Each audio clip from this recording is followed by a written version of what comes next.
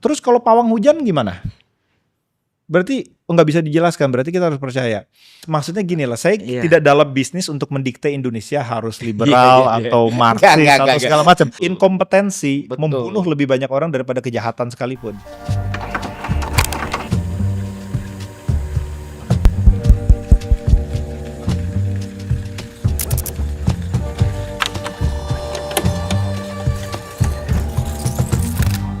Oke, Mas Bagus Mulyadi, bener kan? Betul. Bagus. Ada tambahan lagi nggak namanya Mas, atau 2K1 masakan? Bagus Putra Mulyadi. Oh, berarti nama 3. tengah. Oh, ada nama tengah. Iya. Kukira kita sama gitu. Aku cuma 2 nama tengah. Oh, Ferry Irwandi. Tapi Irwandi itu nama belakang. Bapak. Nama bapak memang betul. Iya, Ferry itu dari besi, Ferum. Oke. Terus Irwandi nama bapak. Bapak saya Irwan soalnya. Oh iya. Soalnya kemarin ada Irwan lain yang lagi rame waktu bahas PPN, terus tak diskusikan, terus ya udahlah nantilah kita bahas itu. Oke, Mas Bagus. Siap. Pertama, aku penggemar berat dan aku senang ketika Mas Bagus saat beredar di YouTube Indonesia dan melihat itu sesuatu yang sangat menyenangkan sekali, sangat membahagiakan sekali, karena selama ini jadi concernku, Mas. Jadi aku di mentoring orang-orang yang hebat, Bu Sri Mulyani, Mas Dede gitu. Dan akademis untuk touch the grass itu adalah hal yang sulit banget. Betul. Karena kan kebanyakan hidup di dalam menara gading. Betul. Ya, aku sorry nih, bukan autokritik. Ya, kebanyakan akademisi itu kan hidup dalam menara gading dengan lingkungan dan klaster yang kayak gitu-gitu. Nah, meanwhile aku ngelihat Mas emang bener-bener effort buat channel YouTube sendiri, Endgame dan lain sebagainya, beredar di beberapa podcast, menjelaskan beberapa hal, dan aku ngelihat effort yang luar biasa untuk memanusiakan bahasa-bahasa yang Mas Bagus berusaha keluarkan di media sosial. Itu kan bukan sesuatu yang mudah. Nah, apa sih dorongan Mas untuk melakukan ini semua? Padahal Mas sudah jadi asisten profesor di Nottingham, terus juga punya prestasi, punya banyak segudang prestasi, punya banyak achievement dan lain sebagainya yang kupikir Mas not supposed to be do this gitu loh. Nah, sama mungkin orang-orang belum tahu sih background Mas Bagus itu seperti apa gitu. Kurang lebih itu dulu deh. Iya, nomor satu permasalahan bahwa akademik itu biasanya nggak mengisi ruang-ruang sosial, apalagi YouTube kayak gitu, memang bukan unik hanya di Indonesia, bahkan di Anglo-American Universities, di UK, di Amerika, mereka nggak terlalu diberikan insentif untuk melakukan itu. Mengenai akademik karir di UK misalnya ya, jadi di UK itu selain melakukan jenjang S1, S2, S3 sampai doktoral gitu ya, untuk punya tenured position, biasanya mereka harus melakukan karir sebagai postdoc gitu dulu. Postdoc dulu beberapa tahun. Jadi betul-betul pilihan karir yang sangat riskan gitu ya. Dan begitu mereka dapat, nah biasanya langsung fokus melakukan riset, melakukan pengajaran tanpa ada dorongan insentif untuk ke Twitter kah. Jadi biasanya mereka tuh hanya di laboratorium aja gitu. Walaupun bisa ada Brian Cox, ada Sir Martin Polyakov, di UK tuh banyak tuh kayak gitu-gitu ya, David Attenborough. Nah mereka itu dihargai posisinya. Nah di Indonesia ini saya prihatin karena saya bergaul sama dosen-dosen Indonesia tuh banyak gitu, dan mereka juga banyak vokal. Tapi di Indonesia tuh sistemnya membuat mereka tidak leluasa untuk melakukan hal-hal seperti ini. Jadi kalau di UK mau naik pangkat kah, atau mau jadi rektor, mau punya jabatan struktural, jadi di luar jenjang profesorial gitu ya, misalnya dean atau vice chancellor, semuanya prerogatif universitas gitu. Dan universitas itu walaupun dia royal charter, tapi sebenarnya private gitu kan. Jadi terserah universitasnya, kalau nggak melanggar sesuatu ya boleh-boleh aja gitu kan. Di Indonesia kan nggak begitu. Di Indonesia sebagian besar universitas itu kan ya bahkan diatur secara mikro oleh pemerintah. Jadi untuk leluasa berbicara itu privilege gitu. Jadi justru kalau bisa lihat akademisi Indonesia yang berbicara lantang, itu mereka fighting the current. Iya. Jadi hal-hal seperti itu. Nah, saya masuk ke dalam dunia maya, dunia digital lah. Digital kayak gitu. Itu sebenarnya nggak sengaja. Jadi tahun 2018 kira-kira, saya dan 40-an, 50-an akademisi diaspora yang jauh lebih senior juga itu diundang oleh Kementerian Ristek Dikti pada waktu itu namanya, sebelum nomenklaturnya berubah, untuk datang memberikan masukan buat kebijakan. Pada waktu itu diundang oleh Pak Direktur Jenderal Sumber Daya, kalau boleh sebut nama, Pak Profesor Ali Gufron Mukti pada waktu itu gitu. Nah dari situlah saya tuh belum pernah kerja di Indonesia. Saya lulusan S1 di Bandung, memang di ITB. Tapi S2, S3, postdoktoral, karir akademik, semuanya itu di luar negeri. Jadi tahun 2006 itu saya pergi ke luar negeri dan belum pernah kembali. Dan pada waktu itu dipanggil, baru mulai terbuka matanya akan keresahan-keresahan dosen-dosen Indonesia gitu. Mereka yang jumlahnya sangat banyak, kesulitan melakukan riset, dan pada hal yang bersamaan harus melakukan diseminasi risetnya ke publik. Kan tridharma itu ya. Pada satu saat yang lain harus melakukan admin yang begitu prihatin. Nah, pada waktu itulah makanya diaspora-diaspora yang datang itu dikirim ke daerah-daerah, ke Kalimantan, ada yang pergi sampai ke Papua, ke Cendrawasih, segala macam, baru lihat gitu ya, bahwa dunia nggak seindah tempat-tempat kami di US, di UK gitu. Bahwa di Indonesia tuh tantangan para dosen itu sangat-sangat besar. Nah dari situlah sebenarnya kecil-kecil kita sudah mulai ngobrol sama teman-teman gitu. Oh masalah ini sebenarnya riset di Indonesia tuh pendanaannya agak sedikit problematik kah, menyusahkan orang kah. Jadi diseminasi publik tentang membahas masalah-masalah ini lahir dari keresahan bersama gitu. Saya lihat kalau mereka yang dari IPB, ITB, UGM, mohon maaf karena Indonesia kan kualitasnya jomplang-jomplang universitasnya. Tapi dosen-dosen dari universitas 10 besar di Indonesia lah, itu kualitasnya sebenarnya nggak sama dari segi bahkan produktivitas paper gitu ya. Cuma mereka belum berada di dalam iklim yang membuat mereka punya insentif untuk mengedukasi publik. Di UK ada insentifnya, gitu loh. Di UK itu ada beberapa framework yang digunakan pemerintah untuk menilai kinerja universitas, riset, knowledge exchange, dan pengajaran. Jadi dosen-dosen yang misalnya mau punya appetite untuk mengajari pihak ketiga seperti industri atau publik, itu masuk dalam knowledge exchange. Oh, masuk dalam poin 2. Misalnya kita bikin channel YouTube gitu, terus ngejelasin keilmuan kita, itu masuk ke... Betul. Contohnya Martin Polyakov, itu dosen Nottingham, profesor. Dia dapat warga kehormatan lah namanya, Sir Martin Polyakov. Karena service-nya atau service dia ke society. Jadi hal seperti itu. Ini menarik nih, karena ini diskusiku terakhir dengan bapakku sendiri, Mas. Jadi bapakku kan dosen universitas negeri juga. Dan dosen itu kan biasanya kalau dalam tata birokrasi masuknya itu kan fungsional ya. Struktur fungsional. Jadi struktur fungsional itu jenjang karir ditentukan sama angka kredit. Iya. Ya kan, angka kredit. Yang mana bapakku baru pensiun, umur 65 tahun, jadi 30 tahun something jadi dosen hukum tata negara. Nah dia bentuk protes dia akhirnya kepada sistem administrasi yang ribet dan birokrasi yang ribet ini adalah dia tidak mau naik pangkat di 4A. Udah sampai 4A aja. Karena segitu repotnya. Sementara fokus bakti dosen, maksudnya kontribusi seorang pengajar ke masyarakat itu, dia rasa itu yang lebih perlu nih ketimbang tata kelola administrasi. Karena dia banyak ngeluhin, banyak orang-orang yang sebenarnya bahkan dia nggak ngerti apa yang dia ajarkan. Tapi dia punya privilege lebih dan dia punya posisi yang lebih karena secara administrasi dia tertib gitu. Apakah itu sinkron dengan apa yang Mas Bagus temukan setelah balik lagi ke Indonesia? Ini banyak faktor ya. Nomor satu, Indonesia tuh kekurangan resource. Jadi saya bisa memahami mengapa semua orang pakai sistem poin atau kredit seperti itu.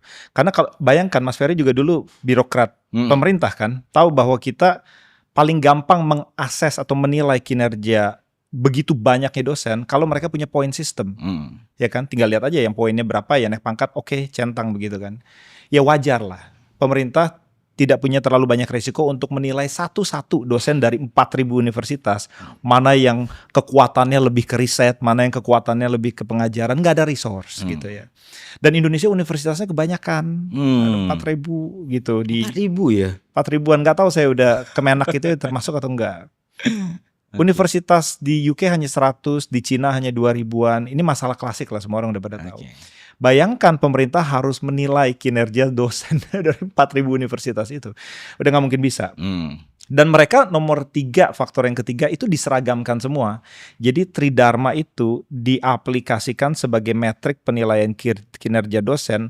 Lepas dari universitasnya itu kuatnya di riset sajakah, atau di pengajaran sajakah, atau di bahkan diseminasi publik doang begitu kan. Ya jadi seperti itu. Nah mereka diberikan metrik yang sama Mas Bro. Pantas aja dosen-dosen seperti ayah Mas Ferry gitu kan, frustrasi gitu diberikan metrik yang sama padahal kekuatannya bukan itu. Oke. Jadi nggak peduli. Sekarang kalau di UK ya ada universitas seperti Imperial College misalnya, jumlah muridnya itu cuman ya 15.000 bahkan kurang gitu ya.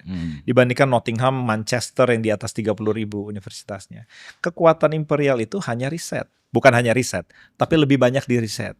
Jadi kontrak dia tuh banyak dengan industri dari Qatar segala macam, mainnya di situ. Dosen-dosennya didorong untuk melakukan riset.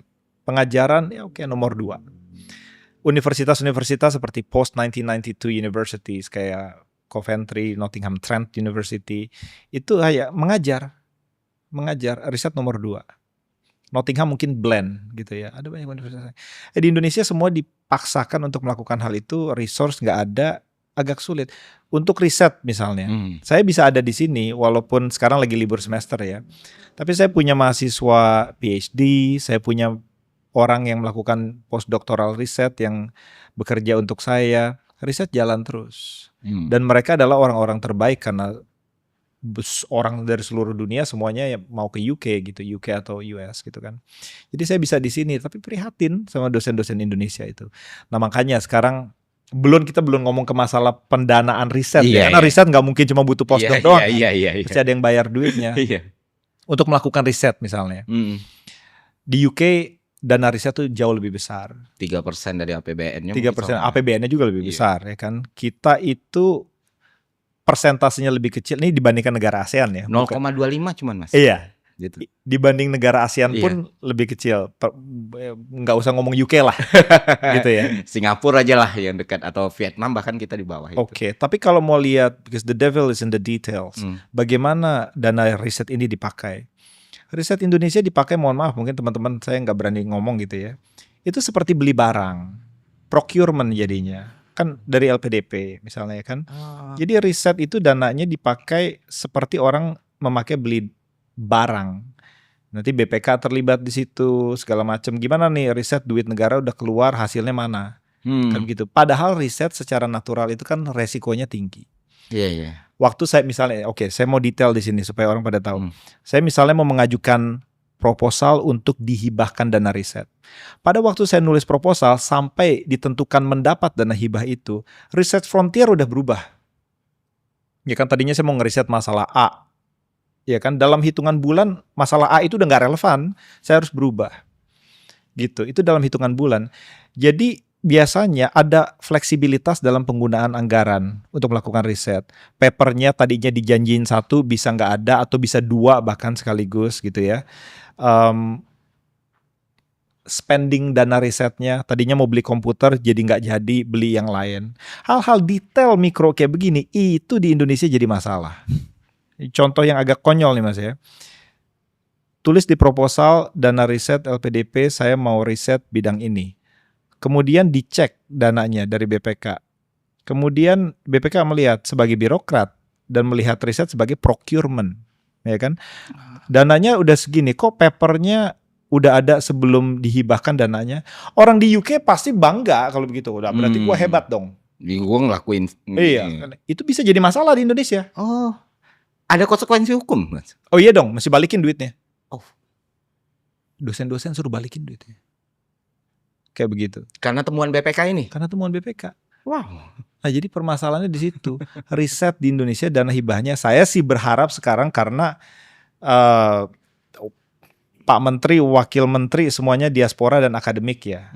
Mereka harusnya tahu persis tentang masalah seperti ini. Gitu Mas Bro. Itu belum ngomongin beli barang kah? Barang setelah 3 bulan atau setelah 3 tahun itu harus dikembalikan, nilai jualnya seperti apa? Karena seharusnya pemberlakuan riset itu nggak boleh jadi kayak pengadaan barang dan jasa yang diauditnya kayak gitu. Kalau kayak gitu ya kapan berkembang risetnya ya Mas? Maksudnya kayak ya namanya hilirisasi itu kan core utamanya itu inovasi. Iya, dan riset itu salah satu elemen pendanaan dana riset itu juga honor loh. Jadi orang dapat honor. Nah di UK itu orang nggak dapat honor untuk riset ya. Jadi duitnya masuk ke universitas membuat project code, kita bisa spending dari situ. Di Indonesia itu salah satu komponen dana hibah itu honor. Nah honor itu biang kerok. Susah, nanti banyak masalah dosen-dosen itu pada waktu di audit. Banyak masalah.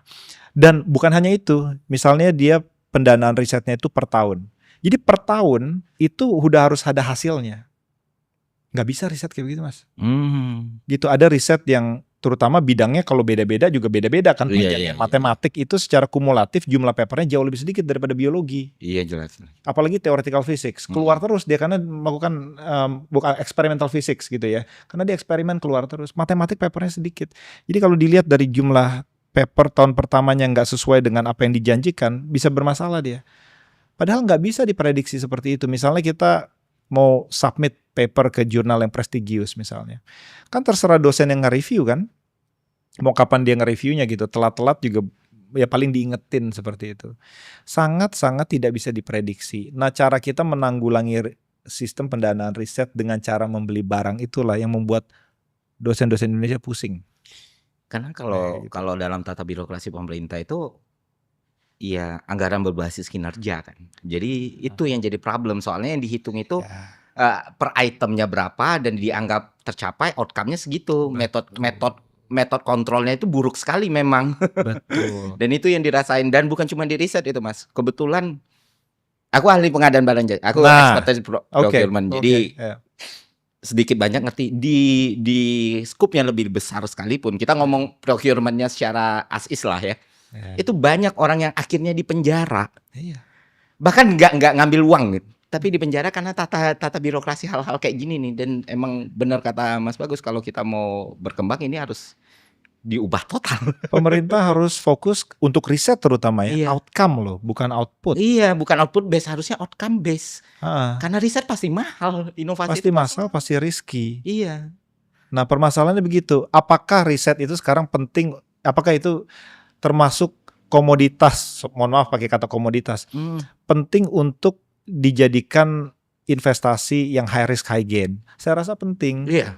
Gitu loh. Jadi jangan memicromanage para periset di lingkup yang sangat pendek. Orang betul-betul discouraged seperti itu. Oke, karena ini aku izin elaborate sedikit mas ya, karena ini aku pernah ngisi orasi ilmiah di salah satu universitas. Jadi ini yang aku bawa ini indikator ICOR, terus masalah produktivitas dan lain sebagainya. Emang salah satu kelemahan terbesar Indonesia kan diversifikasi ekspor kita tuh kan rendah sekali tuh. Kita masih sangat bergantung sama komoditas raw material yang volatile sekali, yang nggak akan bisa diukur harganya, dan bahkan di beberapa hal itu menimbulkan banyak masalah sekali sama sustainability ekonomi kita. Nah, ketika Mas ngomong kayak gini, aku juga sadar nggak ada satupun, bahkan jangan-jangan kita ngomong concern pemerintah ya, concern publik aja tuh belum gede loh mas soal riset ini, karena dianggap ya ngapain sih kayak gitu ya, kayak kita bisa bim salah bim jadi gitu inovasi dan produk segala macam. Nah menurut mas gimana sih upaya kita supaya kita nggak jauh-jauh deh government realize, supaya publik sadar aja urgensinya, apa sih yang harus kita lakukan sebenarnya? Ini bisa panjang nih, saya ngomong di tataran ini saya ngomong di tataran ini aja filosofikal dulu gitu ya. Universitas yang tempat di mana riset itu diadakan itu sebenarnya fungsinya apa di dalam negara gitu. Fungsinya banyak orang mensederhanakannya menjadi penghasil tenaga kerja. Menurut saya bukan itu, tapi mencetak warga negara yang mampu berpikir. Belajar matematik, biologi, itu di dalamnya inherent cara orang berpikir secara objektif. Dan saya angkat topi buat itu ya, budaya ilmiah yang disodorkan oleh Malaka Project misalnya. Tapi itu adalah salah satu elemen warga negara yang baik, bisa berpikir. Mereka bisa berpikir kritis, bahkan universitas bisa menjadi tempat di mana ide-ide itu diadu, bahkan yang kontroversial pun. Sekarang bukan itu yang kita lihat, ya kan? Ketika ada event-event yang kontroversial di masyarakat, orang turun ke jalan. Dia nggak ke dalam ruang kelas berdebat, dia langsung turun ke jalan. Mahasiswanya pun langsung turun ke jalan. Itu tandanya nggak sehat. Jadi seperti itu. Dan nomor 2, Universitas harus memberikan jawaban kepada masalah masyarakat kalau sedang menghadapi masalah praktis, supaya masyarakat sadar. Kan tadi kan pertanyaannya kenapa masyarakat nggak ambil bagian, atau kenapa masyarakat belum tahu gitu? Belum tahu, nggak peduli, ngapain sih riset? Karena pada waktu ada situasi krisis, universitas tidak berada di situ untuk memberikan jawaban. Tidak hadir ya. Why should we care? Iya. Why should we care? You're not there when we need you. Mestinya pada saat dimana ada krisis seperti pandemi segala macam, ada krisis kenegaraan atau masalah-masalah politis, universitas harus ada di situ, berada paling depan untuk bilang pada masyarakat, kami ada di sini untuk memberikan kepada mereka yang tidak privileged.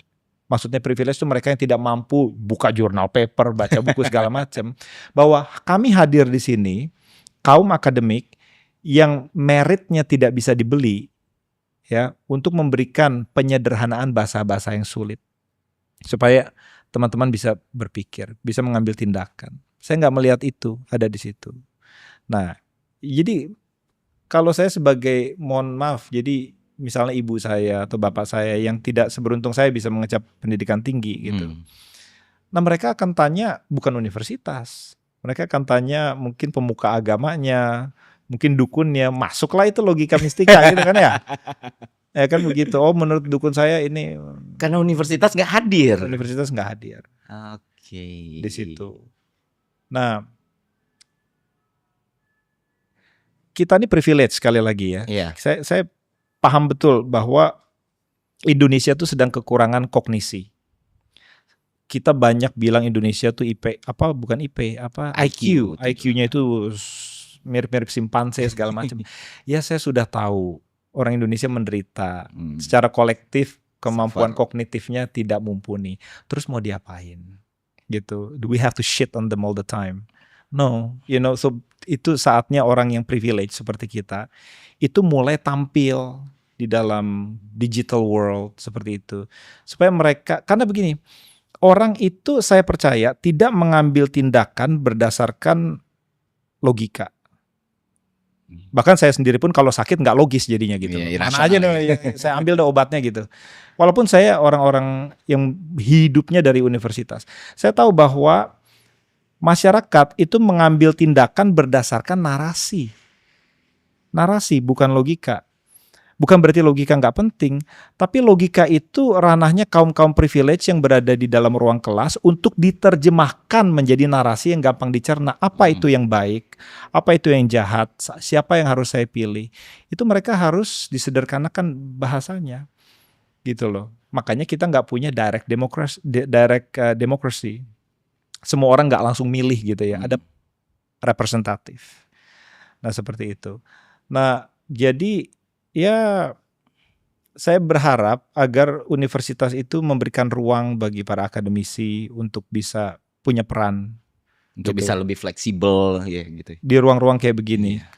Saya nggak tahu berapa banyak dari tamu-tamu Mas Ferry yang hidupnya bergulat dalam ruang akademik. Lumayan banyak. Salah satunya tuh mungkin belum jadi tamu, cuman saya cukup dekat dengan Bang Ferry Amsari. Ya. Dia Andalas. Ya. Kebetulan hubungannya juga cukup dekat karena dia kakak dari teman sekamar saya di SMA gitu. Oke. Wah, baru sadar juga. Dan beberapa kali itu ya support juga, dia akhirnya build channel dia sendiri dan grow gitu. Terus juga Mas Dede juga sekali ke sini, Bang Rocky segala macam. Cuman ya masalahnya sama persis dengan teman-teman akademisi ini, ya mereka udah lebih repot lagi ngurus dupaknya, ngurus administrasinya, kalau nggak bisa dapat sertifikasi dan lain sebagainya. Nah, balik lagi ke pertanyaan awal nih Mas, sorry. Jadi sebenarnya yang ngedrive Mas Bagus untuk muncul itu apa sebenarnya? Apakah karena ada amanat dari, atau ada penugasan, bahasa simpelnya penugasan dari Nottingham kah? Atau emang kesadaran individu dari Mas Bagus sendiri, kayaknya gue bisa ngambil peran deh di sini gitu? Nggak ada insentif formal ya. Universitas di UK nggak pernah mendorong orang-orang untuk melakukan ini. Kalau dia nggak mau, nggak ada urusan gitu. Dan Saya bisa ngomong lebih banyak dan lebih leluasa karena saya nggak digaji oleh institusi Indonesia, gitu. Jadi lebih bebas sedikit. Dan saya banyak merasakan dukungan dari rekan-rekan di universitas-universitas di Indonesia untuk terus menyuarakan hal-hal yang menjadi keresahan mereka. Bagi saya itu sangat rewarding. Bagi saya itu apa yang saya katakan punya impact bagi orang itu sangat-sangat rewarding. Ada yang tulis di Twitter, dibilang, tadinya gue pengen pindah warga negara aja, gitu. Sekarang dengar podcastnya nggak jadi. Misalnya hal seperti itu ya. Cuma satu sih yang ngomong, tapi kayak itu saya simpan tuh, saya repost segala macam. Chronicles itu punya misi, gitu ya. Chronicles punya misi untuk memberikan narasi baru buat Indonesia. Di dunia ini tidak ada binding morality. I don't believe there's a binding morality. People, orang-orang bahkan negara itu bertindak berdasarkan national interest, nasionalisme. Walaupun di tataran filosofis mereka bisa bilang bahwa liberalisme atau sosialisme oke, tapi begitu ada konflik, national interest. Oke. Nah, dan saya percaya bahwa apapun yang berada di dalam negeri, permasalahan ekonomi kayak permasalahan sosial, sangat dipengaruhi oleh apa yang terjadi di luar Indonesia. Sangat. Kemerdekaan kita pun juga sangat dipengaruhi oleh perang Napoleon. Itu dari dulu itu, apalagi dari sekarang. Jadi we're not alone. Everything happen abroad have great implication in Indonesia. Jadi untuknya bisa relevan di tengah ketiadaan moral absolut, Indonesia harus punya narasi yang kuat. Karena rakyat digerakkan oleh narasi, bukan dengan logika. Walaupun logika itu penting gitu, tapi mereka bergerak dengan cerita, dengan narasi. Apa yang baik, apa yang buruk. Anak kecil tidak baca journal paper, mereka baca cerita. Indonesia tuh misinya apa? Saya sebagai orang Indonesia, misinya apa di dunia? Apakah kita penjaga lingkungan hidup? Apakah kita poros maritim? Pick one. Dan saya merasa ada kekosongan seperti itu di Indonesia.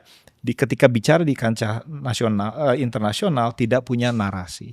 Chronicles percaya bahwa narasi itu datangnya dari identitas. Kita nggak bisa keluar negeri pakai baju militer bergagah-gagahan bilang kita negara besar. No, nggak ada yang percaya. Nggak ada yang percaya. Negara besar itu lahir dari identitas dan dari track record tindakannya. Jadi seperti itu. Nah, saya percaya identitas itu ada di level lokal. Makanya Chronicles mencoba untuk mengeluarkan, to unearth, apa yang menjadi local identity of the Bugis, Padang people, or Javanese, Sunda. Mereka sudah punya cerita-cerita itu sendiri, dan mereka sangat setia kepada suku-sukunya, bahasanya, dan warisan dari leluhurnya. Tapi tidak pernah diangkat di level internasional, sedemikian hingga mereka merasa bahwa mereka itu warisan leluhurnya punya signifikansi di dunia akademik. Bisa menyelesaikan masalah-masalah praktis. Bahwa orang Bali yang katanya sistem irigasinya itu berdasarkan hal-hal mistis seperti itu. Itu sebenarnya punya efikasi yang jauh lebih tinggi daripada sistem irigasi yang lain. Mereka bisa secara natural menghentikan hama, segala macam. Itu hal-hal seperti itu yang kita mau angkat. Nah, ketika Indonesia sadar akan identitasnya, punya narasi global, baru tindakannya sinkron. Seperti itu. Dan saya melihat sekarang belum seperti itu. Jadi kita melihat ketika representasi dari Indonesia pergi ke luar negeri, menyampaikan pesannya, tidak didukung oleh orangnya sendiri. Gitu loh, tidak didukung oleh orangnya sendiri. Indonesia pesannya apa? Kita penjaga lingkungan hidup. Bagaimana dengan sawit? Bagaimana dengan lahan gambut? Hal seperti itulah. Ada ketidaksinkronan. Kalau kita tanya mahasiswa-mahasiswa tingkat 1 atau anak SMA, apa narasi Indonesia? Narasi itu harus punya basis untuk melakukan tindakan. Hal-hal yang seperti kita dengar, seperti poros maritim atau lumbung pangan internasional atau paru-paru dunia, negara besar, paru-paru dunia, itu belum komplit. Negara besar terus mau diapain? Maksudnya negara besar jangan kritik diri kita sendiri. Maksudnya itu. Atau kita paru-paru dunia. Jadi apa maksudnya? Jadi kita harus Nanam sawit deh kan. Nanam sawit atau Kalau paru-paru dunia kok nanam sawit? no. People buy authenticity. Oke. Pesan kita harus sesuai dengan pola hidup dan tindakan yang otentik. Dan otentisitas itu lahir dari identitas. Gitu. Kita nggak mengenal orang Jawa, kita nggak mengenal orang Bugis. Di level pusat kita nggak mengenal mereka. Contohnya, Yogyakarta itu punya pepatahnya sendiri ya. Hamemayu hayuning bawono. Manusia itu untuk mempercantik alam semesta yang sudah cantik. Ada semacam etos lingkungan hidup di situ. Ya kan, mereka sangat menghormati sumbu kosmologikal dari Gunung Merapi sampai ke Laut Selatan. Nah, sekarang dengan Omnibus Law misalnya, ya kan, izin untuk melakukan eksplorasi pasir di Gunung Merapi itu langsung dari pusat. Bukan dari mereka. Dan hal-hal detail seperti itu harus menghormati kebudayaan lokal. Karena pada dasarnya saya nggak akan menikmati ilmu bumi di Imperial College atau di UK tanpa ketika pada zaman 1800-an, 1900-an itu para naturalis belajar tentang vulkanologi, tentang the earth crust. Itu dari masyarakat Jawa. Nah, narasi-narasi seperti itulah yang kita mungkin malu kali Mas. Mungkin malu untuk keluarkan gitu. Bahwa sebenarnya kita punya jawaban akan masalah-masalah praktis. Kenapa malu Mas? Kalau menurut saya sih knee jerk reaction saya itu karena centuries long feudalism. Oh, oke. Take Malacca, Tan Malacca. Historical Marxist materialism. Mas mau ngomong Marxisme, enggak materialism. Historical materialism. Yeah. Ide dia bicara banyak tentang feodalisme, ya kan? Dia mengadopsi materialisme Marxis dari tadinya kelas karena kapitalisme, tapi diaplikasikan dalam konteks feodalisme, gitu.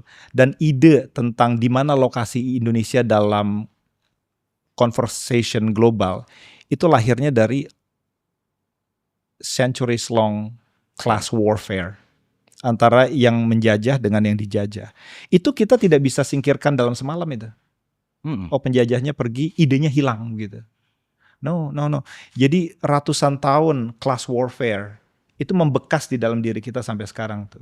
Termanifestasi dari cara kita berdiri kalau ngambil foto, cara kita memposisikan diri ketika ngomong dengan orang luar negeri. Itu tidak hilang serta-merta.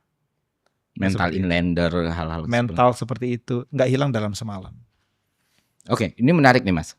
Aku sepakat dengan bagian kita kekurangan narasi sebagai sebuah bangsa, kurang lebih seperti itu kan. Dan banyak hambatan obstacle-nya seperti rasa malu tadi, ratusan tahun feodalisme dan lain sebagainya.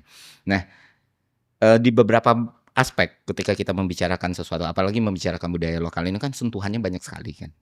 Termasuk hal yang sering yang belakangan aku bahas itu hal-hal yang berurusan sama klinik, mistik dan segala macam. Betul.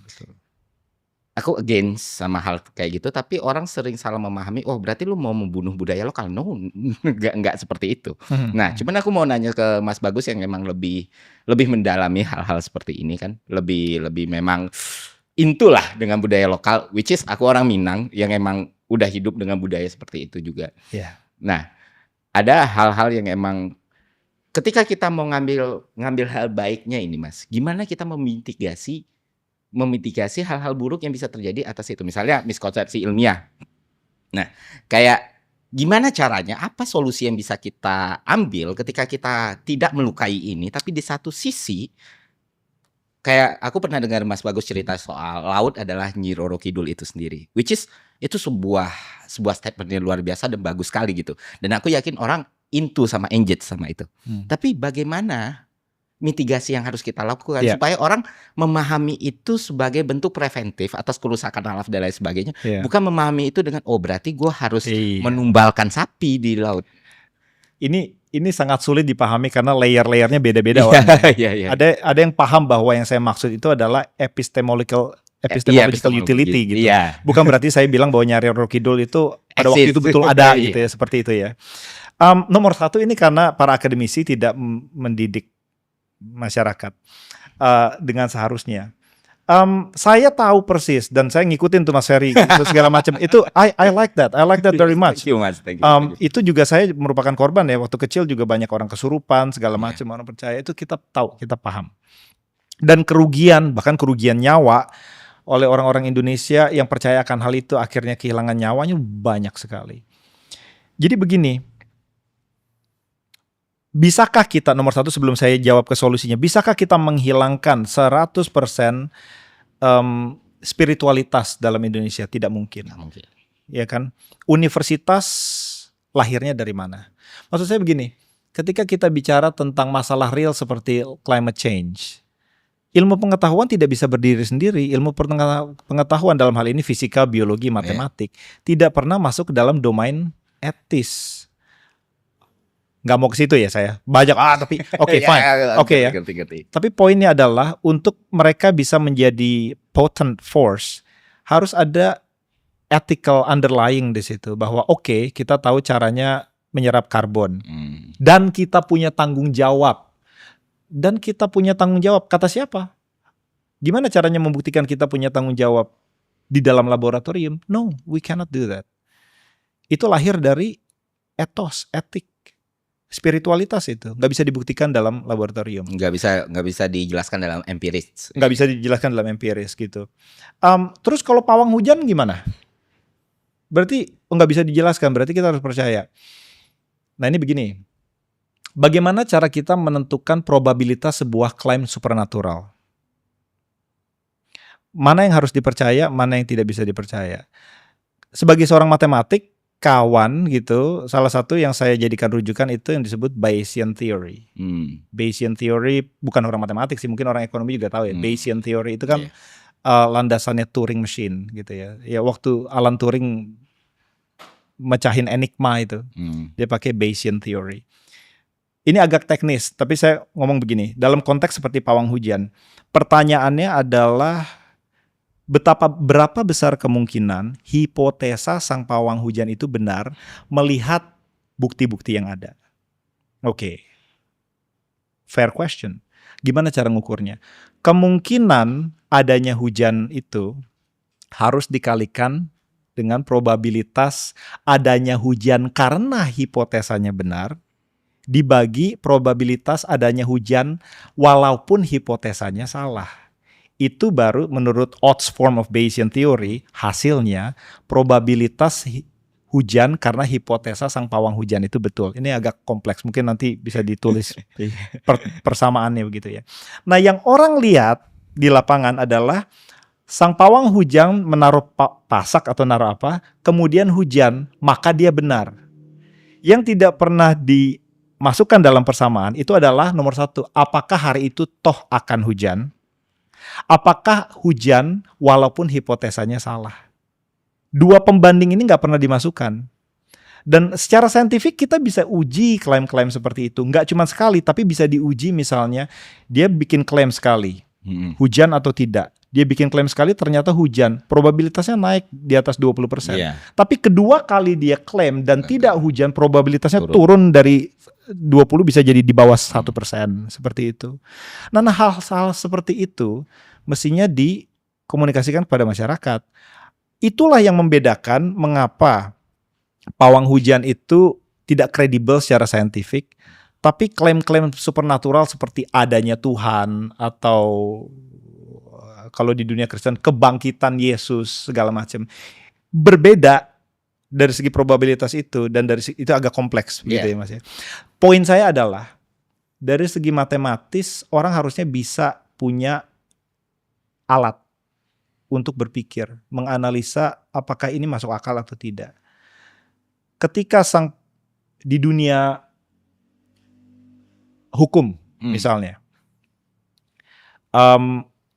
kamu membunuh A. Karena apa argumennya? Karena pada waktu jam 9 malam, kamu ada di situ, sidik jari kamu ada di dalam pisau yang masuk ke dalam badan dia yang menyebabkannya mati.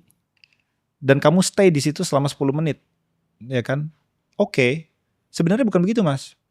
Waktu itu saya memegang pisaunya, tapi tiba-tiba alam semesta bergetar, terus kemudian hujan lebat turun, ada petir menyambar-nyambar, kemudian ada suara aneh dari langit yang kemudian mengambil pisau dari tangan saya, kemudian dengan sendirinya dia masuk ke dalam si A.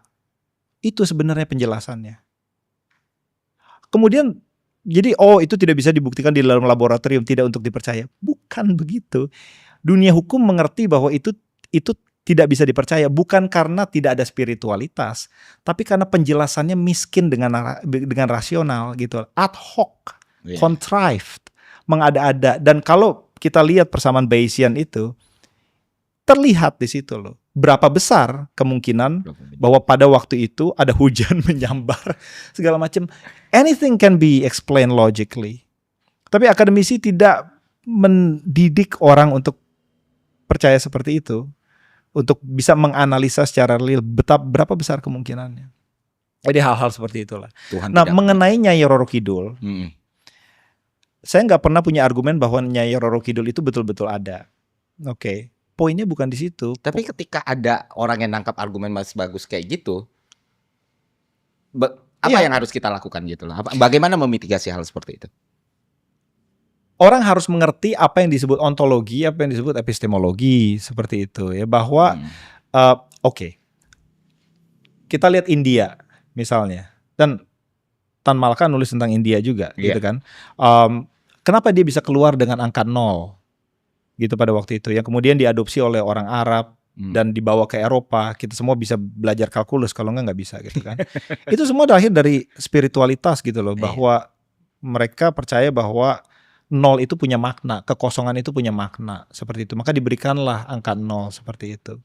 Nah, Nyai Roro Kidul itu sebenarnya fungsinya seperti itu, memberikan narasi untuknya bisa bertindak, bukan untuk dipercayai sebagai entitas yang objektif real seperti itu. Nah, seperti itu. Nyai Roro Kidul jelas-jelas tidak bisa dibuktikan secara historis betul-betul ada gitu loh. Tapi poinnya bukan di situ. Poinnya adalah dia membuat orang pada waktu itu mengerti caranya bertindak. Gitu. Dengan eksistensi dia dalam narasi, akhirnya orang tahu apa yang mau dilakukan di zaman itu ya, Mas. Di zaman itu dia bisa melakukan, dia bisa memitigasi bencana alam. Karena dipandang bahwa Nyai Roro Kidul dengan penunggu Gunung Merapi itu berhubungan, beraliansi dibilangnya. Ketika ada gemuruh dari laut, maka sebentar lagi akan disusul oleh Gunung Berapi. Dan kemudian tahun 1960-an kapal ekspedisi sains dari Amerika menemukan bahwa di sekitaran Sungai Opak di situ, yang di antara sumbu aksis kosmologi dari Yogyakarta, ada jalur magmatik di situ. Kita mesti sadar, scientific enterprise yang kita mengerti sekarang itu umurnya belum lama loh, Mas. Oh iya, tapi yang hal-hal kayak gini nih. Iya, 200 tahun dibandingkan 300 juta sejarah manusia. 200 tahun just thin veneer. 0,00 sekian. Oke, pada waktu itu orang mengerti alam semesta itu bukan dengan metode yang kita pelajari sekarang. Ada zamannya dulu orang mengerti alam semesta dengan memberikan entitas humanoid gitu ya, diberikan nama gitu ya. Tapi mereka mengerti tentang gerakan-gerakan tektonik dengan mengambil sampel di tempat-tempat yang ada sesajennya di situ. Namanya Nyai Roro Kidul. Lantas kita mau buang itu semua. Kita mau buang itu semua dan mereduksinya menjadi semacam hal yang tidak berguna. Dan saya percaya bukan itu poinnya. Percaya bahwa itu harus dikemas oleh birokrat-birokrat yang paham tentang kekuatan epistemologis dari cerita-ceritanya sendiri, untuk diangkat menjadi landasan bukan hanya ilmu pengetahuan tapi bertindak. Itu landasan. Sultan Hamengkubuwono ke-9 itu lulusan Leiden loh, Mas. Dia bukan not well educated people lah ya. It's a Western educated. Western educated. Ya, dia bukan sesajenan terus. Enggak. No. Dia mengerti bedanya narasi mistis dengan dunia modern. Orang Jawa tidak bingung sebenarnya bedanya antara sesajenan dengan hal-hal praktis. Mereka nggak bingung. Nah, kalau mereka sekarang yang masih berada di tataran tidak teredukasi, kemudian termakan para dukun segala macam. Nah itu sebenarnya refleksi yang lebih besar dari ketidakefektifan pendidikan Indonesia. Oh, ya berarti bottom line sama benang merahnya nyambung nih Mas. Iya, and you're doing a great job. You challenge that, right? Siapa yang mau santet saya? Silakan itu. That's very admirable. Karena very nice. Karena aku nonton konten-kontennya Mas Bagus juga. Karena aku menganalisis ya Mas, menganalisis market, viewer dan dari narasumbernya sendiri. Gitu. Apa yang dimasukkan sama Mas Bagus tadi kan udah dijelasin secara jelas tuh. Kayak gimana narasi itu dibungkus, bukan dimatikan total, bukan direduksi total. Ini kan udah ratusan juta tahun. Dan itu juga jadi basis orang yang tidak sekolah untuk bertindak yang terbaik dalam semua pilihan tindakan dan lain sebagainya. Aku paham sekali itu. Terus ketika aku ngelihat sama kayak gini Mas. Oke, aku kasih penjelasan yang lebih enak mungkin. Ada satu channel di YouTube itu namanya Rumah Editor, tapi yang dia bahas itu fisika lanjutan bahkan kuantum, mekanika kuantum. Dan dia udah paham tuh. Ketika gue mau ngejelasin mekanika kuantum dengan enak dan bisa engage sama orang, gue bahas santet. Iya banyak.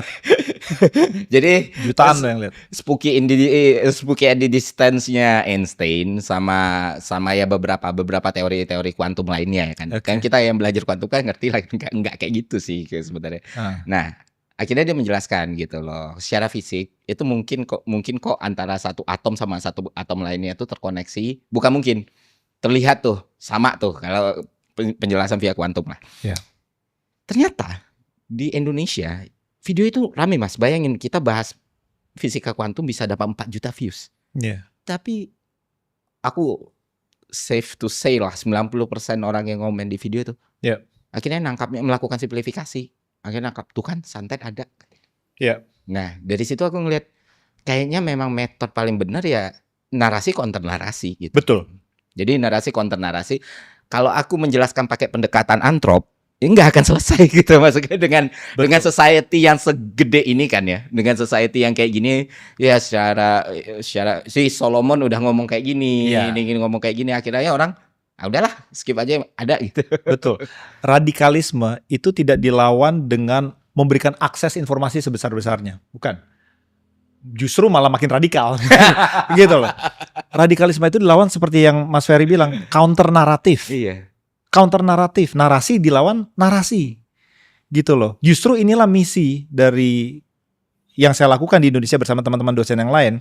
Oke, Nyai Raruki dulu, what are we gonna do about it? Well, it's the place where earth sciences first emerged, right? Ini ada landasan yang elegan dari situ. Ilmu bumi yang modern itu tumbuh dari situ supaya masyarakat mengerti. Jadi narasi-narasi seperti inilah yang harus mengimbangi bahwa ada santet Tuhan segala macam. Mereka harus dididik untuk memahami budaya mereka sendiri. Gitu loh, bukan diberikan semata-mata walaupun baik ya. Akses nih semuanya punya internet, semuanya punya akses ke Twitter. No, Twitter is a really wild world. Justru narasi-narasi di situ makin riuh begitu kan. Kalau misalnya di UK ada radikalisme, ada juga di UK radikalisme orang masalah-masalah yang garis keras segala macam gitu ya. Nomor satu kata pertama yang berada di dalam, saya punya anak, jadi dia di dalam sekolah publik di situ ya. Di situ ditulis kita akan melawannya dengan counter naratif. Dan UK itu punya counter naratif karena identitasnya kuat sekali. Bagaimana dia punya etos tentang apa yang baik dan benar. Oke, dari Hamlet misalnya, perjuangan seorang pangeran yang dikhianati oleh pamannya, kemudian dia melakukan perjalanan layaknya seorang pahlawan, dia melakukan hal-hal yang mulia, akhirnya dia mendapatkan glory. Itu Hamlet karya Shakespeare, diturunkan menjadi Lion King. Buat anak-anak Lion King itu Hamlet. Oh itu basisnya Hamlet deh. Basisnya Hamlet, cuman dirubah aja dari orang jadi singa gitu kan.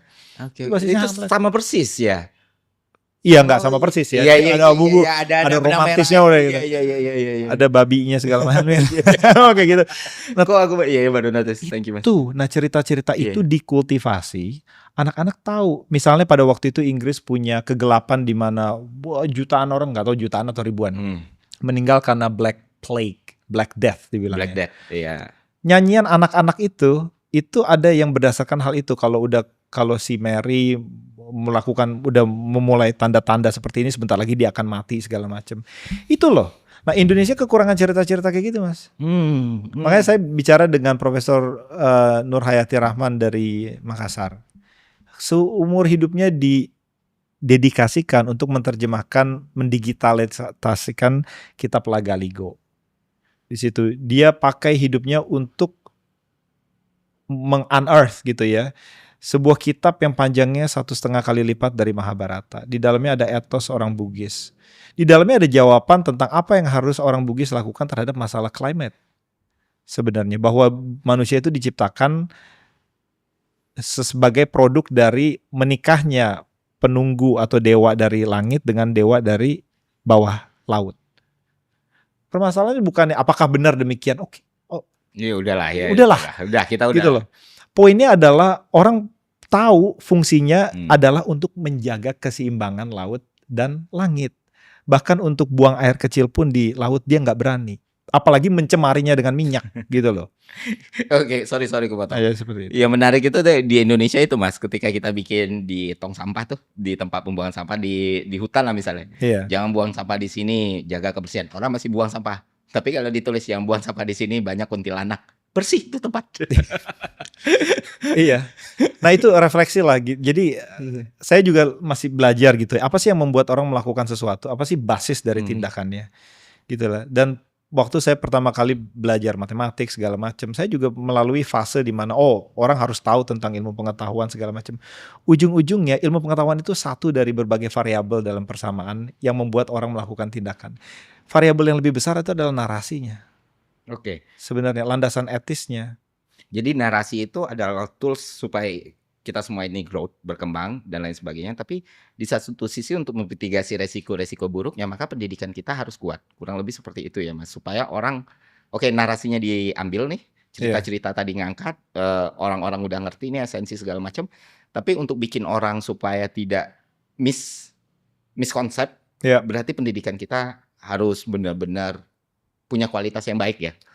Tapi gimana?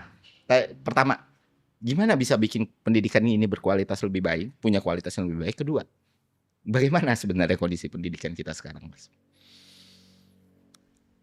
Nomor satu, bukan semata-mata kualitas pendidikan baik sebenarnya. Karena kalau dikejar lagi gitu, apa yang disebut baik? Ranking? Atau output paper, atau lulusannya dapat kerja dengan gaji sekian, kita bingung sendiri nanti itu. Instrumennya indikatornya nggak jelas. Indikator pendidikan baik itu sulit. Tapi di mana universitas harus menjadi ladang di mana orang bebas mengumpulkan pendapat tanpa harus takut dipersekusi, itu mutlak. Ya, absolut. Itu dan gampang diukurnya gitu. Ada yang dipenjara apa enggak kan? Begitu kan? Gitu. Itu nomor satu. Universitas harus menjadi medan artikulasi pikiran dan orang harus bebas untuk bicara di situ. Karena saya nggak tahu ide yang terbaik untuk Indonesia itu apa. Ini perjalanan untuk mencari. Saya nggak tahu. Teman-teman di dalam universitas bisa tahu, tapi kalau mereka tidak diberikan kebebasan, tidak akan pernah tahu. Nah, nomor satu di situ. Nah, mengenai kualitas, ini kita bicara masalah teknis, gitu ya. Nomor satu, Universitas Indonesia tadi saya bilang kebanyakan. Kalau bicara tentang kualitas, ITB, UI, UGM itu udah ranking 200-an loh mas. 200-an kalau nggak salah. Mungkin IPB masih 300-400. Banyak universitas di UK yang uang sekolahnya itu 10 kali lipat, 20 kali lipat lebih besar. Rankingnya 2000-an. Oke, jadi di tengah-tengah keterbatasan alma mater saya, nggak tahu kalau alma mater mas bro gimana. Tapi alma mater saya gitu supaya dilihat Bu Rektor. Pak Rektor sekarang. Jadi mereka punching above their weight. Gitu ya.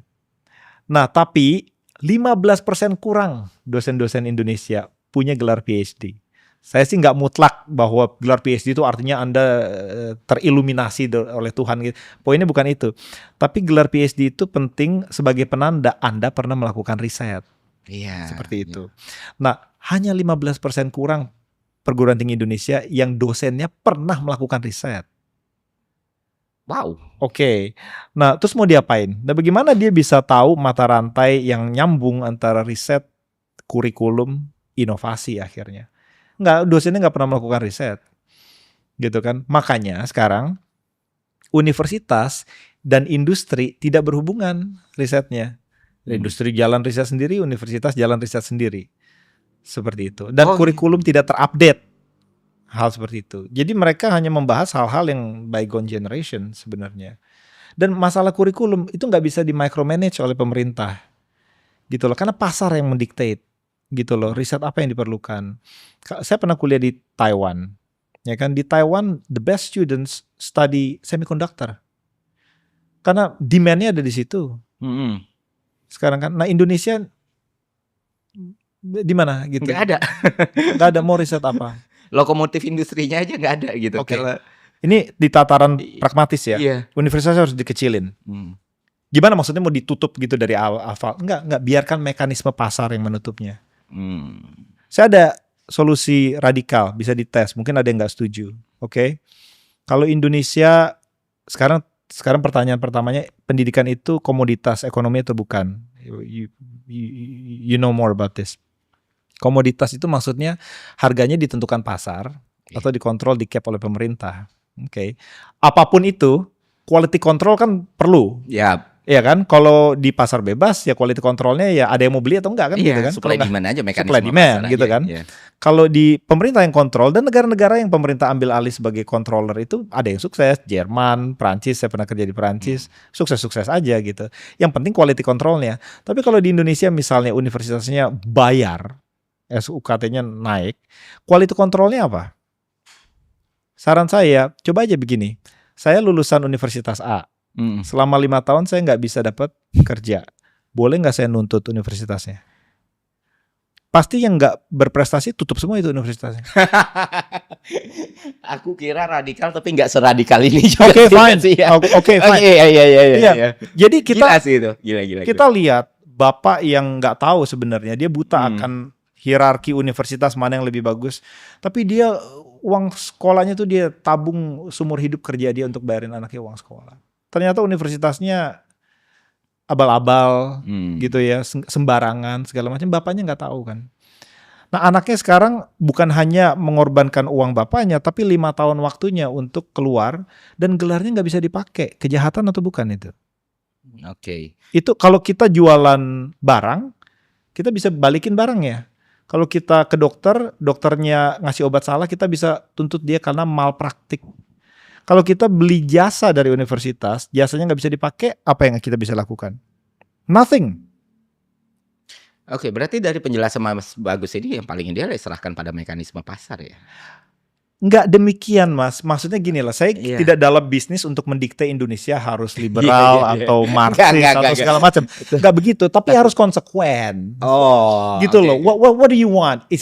Itu komoditas ekonomi atau bukan? Kalau sekarang kalau menurut Mas Bagus sendiri di Indonesia melihat universitas sebagai komoditas ekonomi kah atau government intervensinya lebih tinggi kah?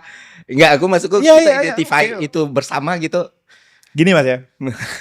Di UK misalnya nih, saya mau naikin uang sekolah, universitas saya mau naikin uang sekolah, itu dinilai bisakah dia menaikkan uang sekolahnya sebanyak 1.000 pound sterling itu dari apa yang disebut Teaching Excellence Framework.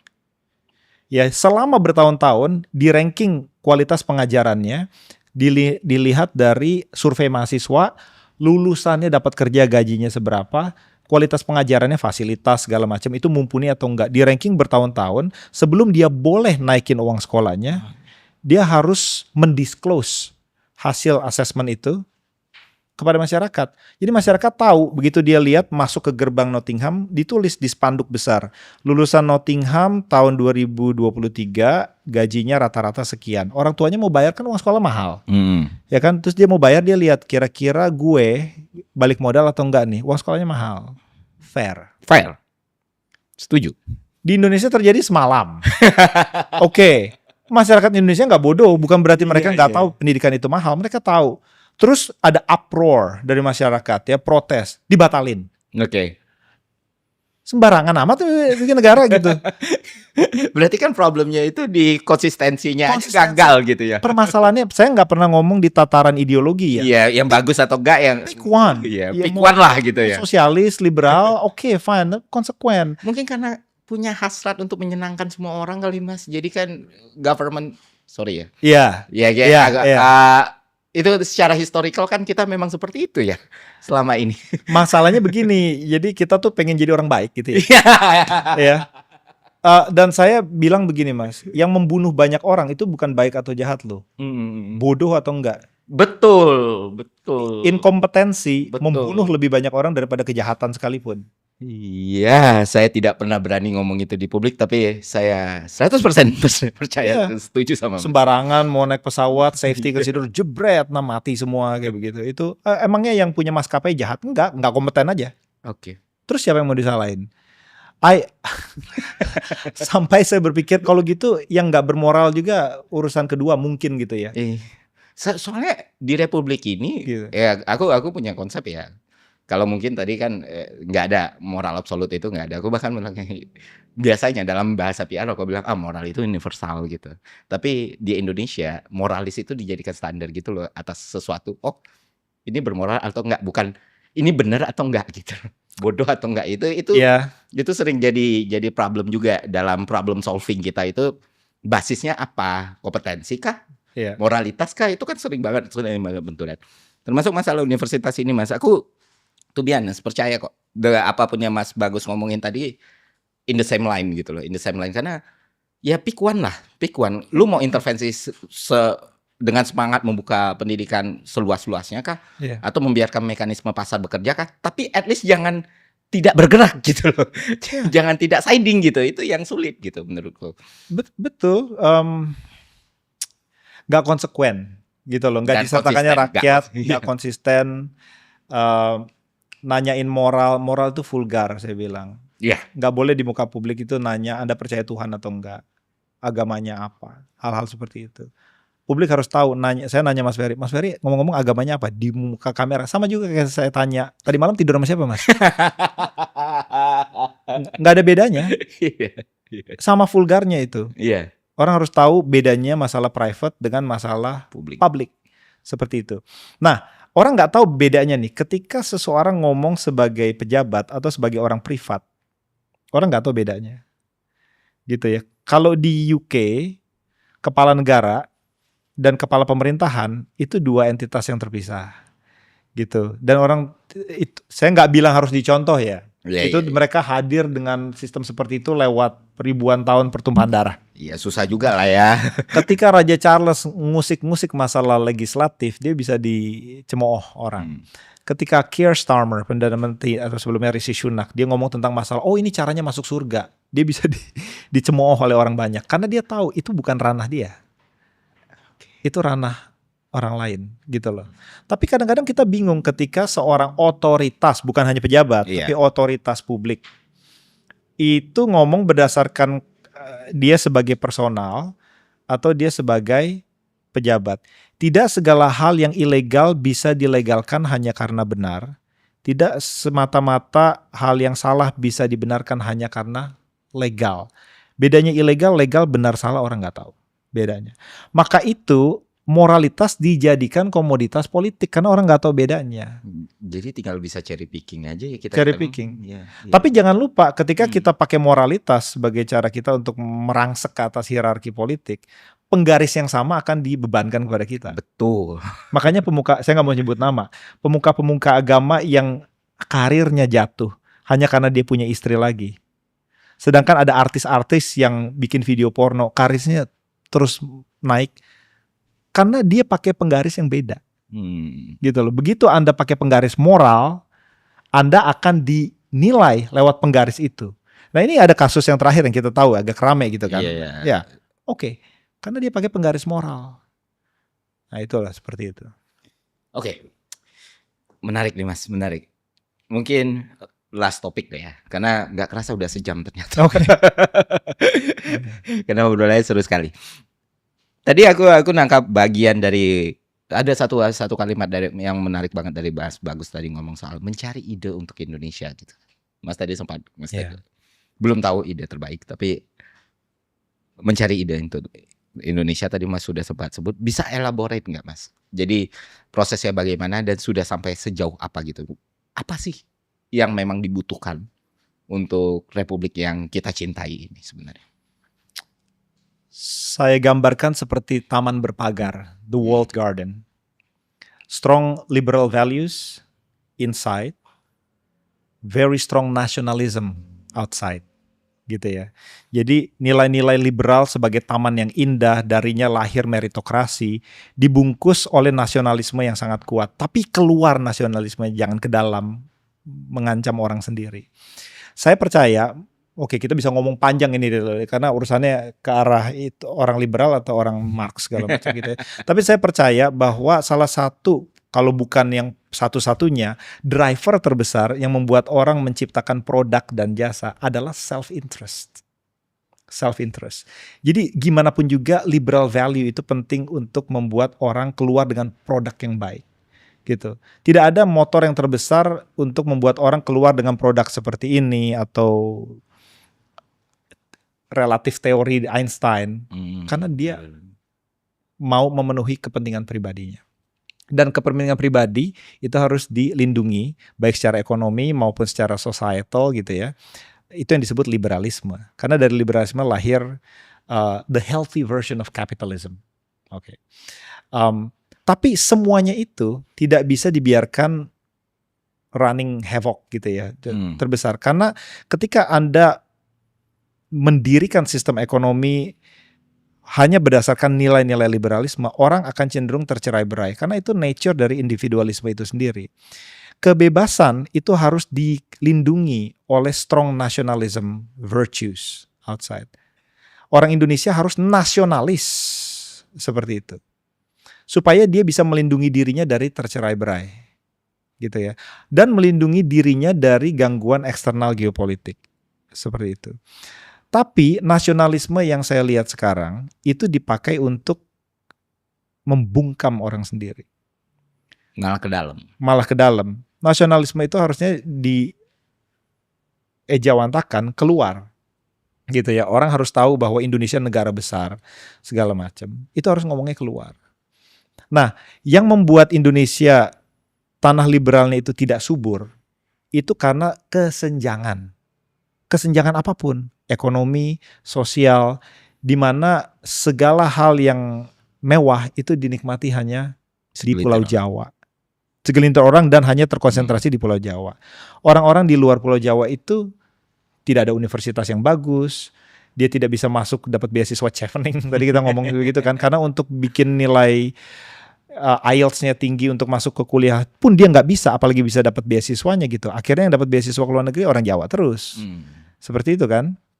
Nah, di tataran praktis saya mau agar Indonesia itu nomor satu, pemilihan presiden itu tidak berdasarkan popular vote, tapi berdasarkan electoral college seperti di Amerika. Supaya resource yang mengarah kepada kampanye politik segala macam itu tidak dikhususkan hanya di daerah-daerah yang padat penduduknya. Membuat orang-orang yang lain tidak mendapatkan sesuatu.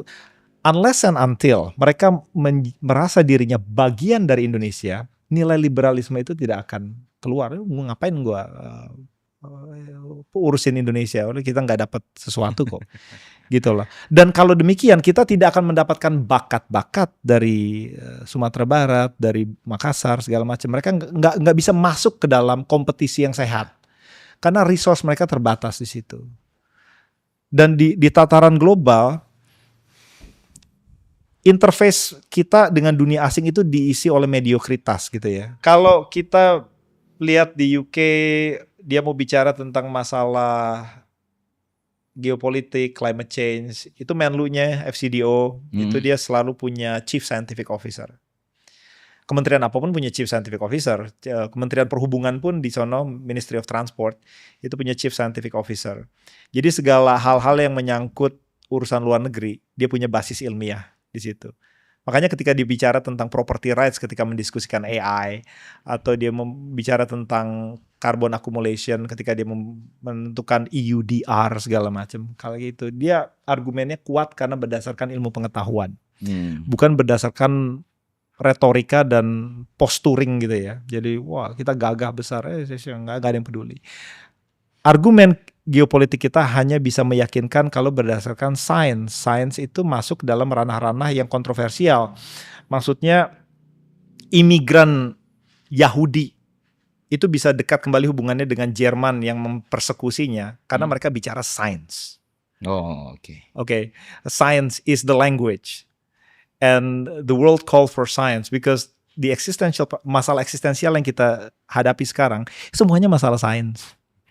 Aku sempat mikir gitu. Kalau kita mau bilang misalnya Indonesia butuh argumen untuk terus menanam sawit, fine. Karena kita masih butuh untuk menaikkan nilai ekonomi segala macam. Tapi kan kita bisa nilai, oke, kita tidak akan melakukan itu karena tanpa mengorbankan gambut. Gambut itu akumulasi karbonnya sekian, maka rencana jangka panjang kita untuk supaya tetap bisa menanam sawit tanpa mengorbankan hal-hal yang krusial, maka target kita adalah seperti ini. Jurnal paper yang melandasi tindakan kita seperti ini, kan bisa. Kan bisa kan? Ilmuwan-ilmuwan disertakan untuk membuat argumen yang meyakinkan dunia global bahwa Indonesia tidak mengorbankan hal-hal yang mulia hanya untuk kenaikan ekonominya. Yang saya juga tidak naif untuk bilang bahwa itu tidak penting. Penting. Kita masih bertumpu pada batu bara, material, segala macam. Oke, fine, karena kita masih punya produk yang kita mau hasilkan. Indonesia hanya terelektrifikasi di sekitaran 1000-an kilowatt hour per person. Negara-negara maju di tataran 6.000, energinya masih kurang. Mau dari mana?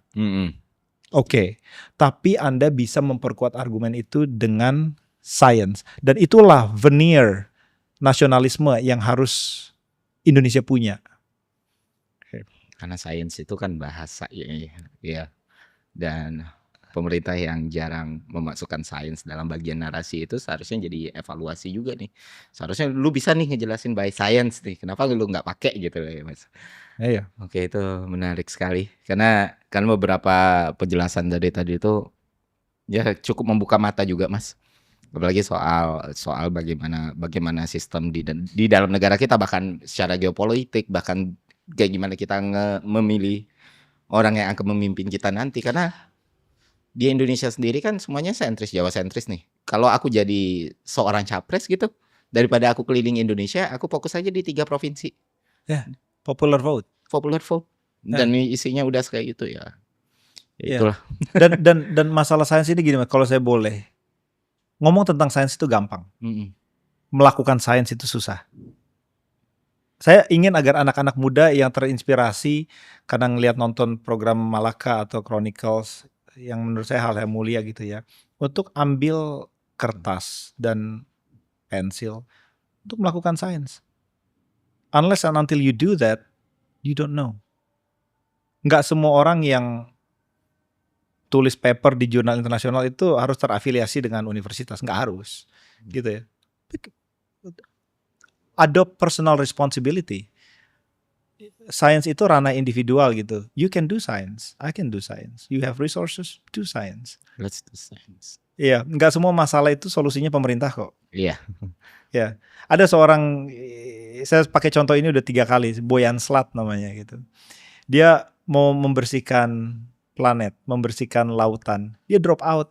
Dia bikin buoyant alat pelampung yang bisa membersihkan lautan. Akhirnya dia jadi kaya karena banyak investor membiayainya dan lautnya pun bersih. Dia ambil personal responsibility. Talking about science is easy. Doing science is not easy. Jadi semoga teman-teman mendengar itu, ambil kertas atau ambil tablet atau ambil handphone. Ambil tablet, kertasnya tahun berapa ini maksudnya? Mari mengerjakan sains. Oke. Sampai jumpa di podcast selanjutnya. Thank you. Pleasure.